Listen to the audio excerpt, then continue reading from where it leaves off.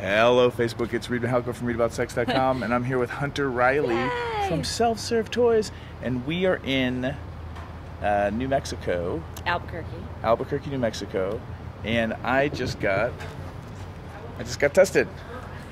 And Hunter came with me. I did. You're a good friend for taking me testing. I do what I can. All right, let's move this way so we're not putting people in the video. So as you are moving Facebook Live, joining us, I just don't want to fall over the edge. We're going to talk a little bit about tips for getting tested. So I'm in Albuquerque. Where are you today? And I just got tested. It had been about 5 months, almost 5 months since my last STD test. So if you want to share, and you don't have to, when was the last time you got tested? And then last but not least, is my microphone working today?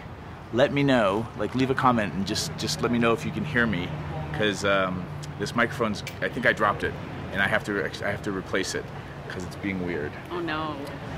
So we'll wait until somebody tells me if they can hear me. What tips do you have, Hunter? So I think marking it on your calendar and even having a reminder set on your phone is a good idea, because it's easy to go a while and be like, oh, when did I last get tested? And really knowing for sure that, like, okay, I went and got tested on, you know, July 4th or whatever. You wouldn't get tested on July 4th because the offices probably wouldn't be open, but marking it down and having a reminder set. I also like to go with friends to get tested because I think it helps us be accountable, and then also you have somebody to talk to in the waiting room if it takes a while. Yeah, especially if you get nervous. I mean, I get tested every 3 to 4 months usually. Just because I think for me, it's good to always be telling people I've just got tested. I also sleep with a lot of people, so I like kind of knowing on a regular basis what my status is, so I can tell everybody. And I had another thought, but keep going. Okay. So marking it down, going with friends, and also, you know, finding all the resources in your state or your city about because there's free testing locations. You can go, you know, to your doctor's office, you can go to a gynecologist's office, and knowing which tests they will test you for. Because there's some places, for example, I believe the Department of Health doesn't test for certain things if you're not showing symptoms, right? So if you go to show up and you're like, I'm going to get tested, and they're like, ooh, we don't test for that. Yeah, because if you're not having an active herpes outbreak, they won't test for it. Exactly. So knowing which clinics will do what and having that information, you know, at least somewhere compiled somewhere, so that you can either give that to a friend. If you come into self-serve, we have we have pamphlets, we have resource guides all about various testing locations across the state of New Mexico, and we also have them available electronically. So if you want, you can always you can email us info@selfservetoys.com, and we can send that resource guide to you. I'll put some links in the description for the CDC.gov. Has a little app thingy where you can go to the right page. I'll put the link where you can drop in your zip code, and it'll tell you where the clinics are in your neighborhood, in your area, and it'll tell you where the free clinics are. I'll also put in a link for those of you who you don't want to go to a free clinic, or you don't want to go to a free clinic in your neighborhood because somebody might recognize you. There's also some paid services where you can get a full panel. And always ask like what you're getting tested for. And then there's also My Lab Box, which does a home testing situation. They were a sponsor for Sex Geek Summer Camp. So hello, My Lab Box people. Thanks for sponsoring camp. There's a lot of different choices out there, but if you're not getting tested regularly, or if you've never been tested, it can be really scary. And I still get nervous, but it's nervousness, and I kind of know my way around a free clinic. So I get nervous, but it still feels familiar, which usually allows people to take more effective action and have more agency and courage. But understand, sometimes it's good to go with your friends, because maybe you're just having one of those fragile days, and you do all the research to find out what times they're testing, you get your butt there, and then you're waiting and you're just thinking horrible thoughts about yourself or about life and diseases, and so then you end up leaving. And you know, if you can get to the clinic, try to stay till the end. And also showing up, you know, calling them ahead of time and saying, hey, are you doing testing today? What's the best time to come? Because I've tried to come here sometimes during lunch and there wasn't enough time. So I found out that coming here in the morning is really good. So call them ahead of time and see what's the best time to show up so that you are most likely to be seen the fastest. Yeah, and like, so you can call them and ask, like, what's the best tip or trick for getting in and out as quickly as possible. Funny story, do you have a funny testing story? I mean, I like to get real nerdy with these folks, and they, you know, I like to sort of give them feedback and also say, hey, like, maybe you could ask this question in a way that is more inclusive of non-monogamous people and things like that. But really, like, you know, this is a public health service from, you know, the Department of Health for New Mexico, so like, they are doing a ton of work. They're seeing a ton of people. They're not getting paid enough. They're not getting enough funding. So also being really generous and like compassionate with these people, because the work they do is incredible. Yeah. And we need this work. So I mean, you know, giving feedback if you know, the way they're asking questions or the way they're phrasing it, but also being compassionate and understanding, because they're doing so much work with not enough money. So really, I'm just like, thank you for doing this work. I love you. Thank you so much. Yeah, send them some love if you can. Yeah. Other things just about asking for what you're getting tested for. You know, the big ones, when people say, oh, I got tested for everything, what most people think they mean is they got tested for chlamydia, gonorrhea, syphilis, HIV, and herpes 1 and 2.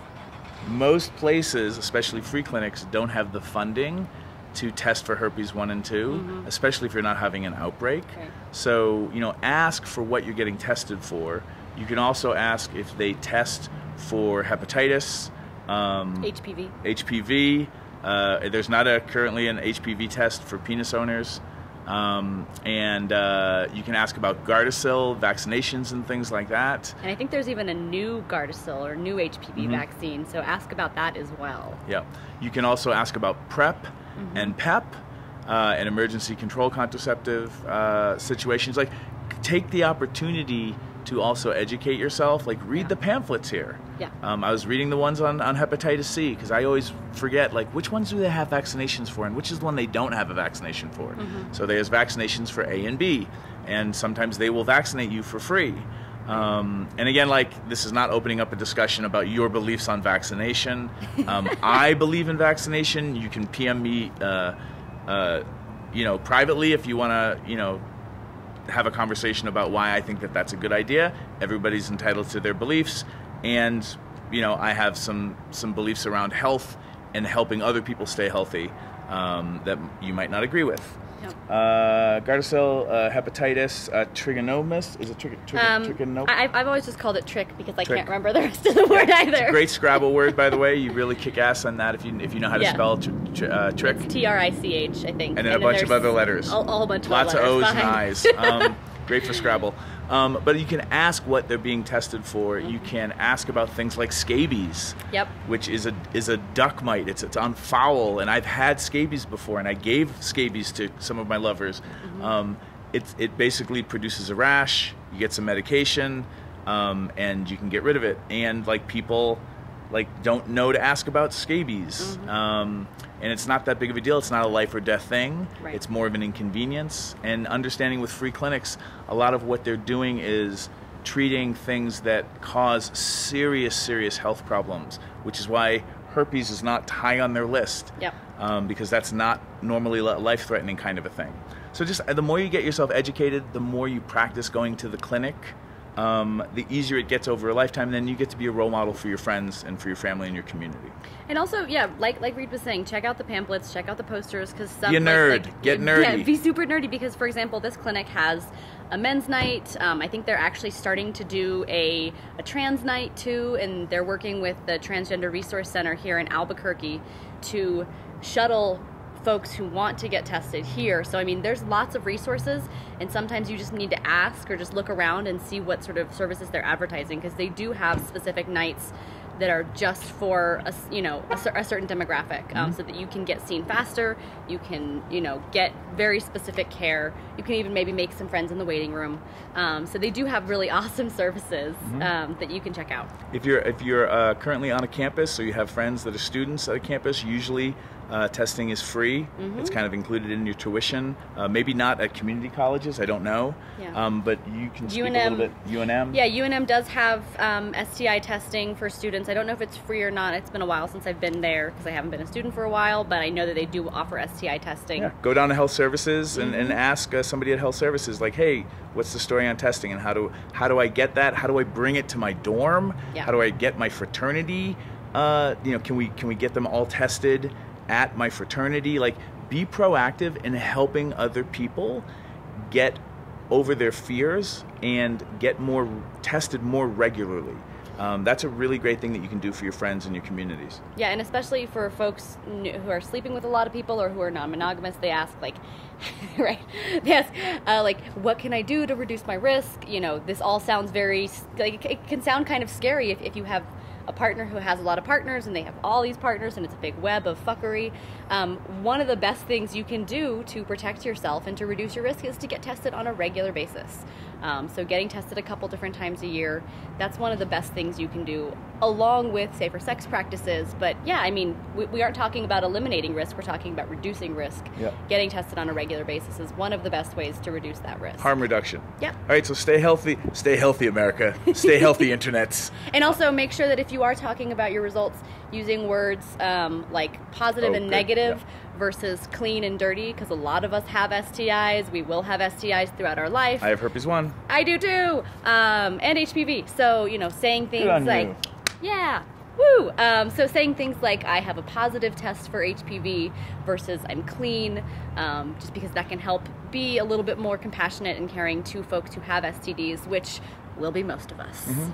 And last but not least, like, just because we're kind of having fun and giving high fives around testing positive for things, we're our sense of humor and our joy at being empowered. Please don't mistake that for that we don't think this is serious and that people have feels around this. What I'm trying to role model personally is, like, fear and silence is what ends up hurting us the most over time. Mm-hmm. So we can talk about difficult things and have fun and celebrate that we're talking about difficult things. It does get easier, and you'll still have, bad days from every once in a while. When I tested positive for gonorrhea several years back, like, I was like, oh my gosh. But then there was a nerdy side of me that was like, this is really cool. Mm-hmm. I've never had gonorrhea before. And it wasn't the antibiotic resistant strain, so it wasn't a big deal because I knew I figured out I had it because I got tested and then I got treated. And most things these days can be treated. They're treatable. And so it's when you don't know you have something and then you have it for several years, that's when things like syphilis really fuck your liver up. So go get tested regularly, please, please, please. And if you need help or resources or just some cheerleading, you can message me on Facebook or email me at reid@reidaboutssex.com. Where can they find you, Hunter? Selfservetoys.com.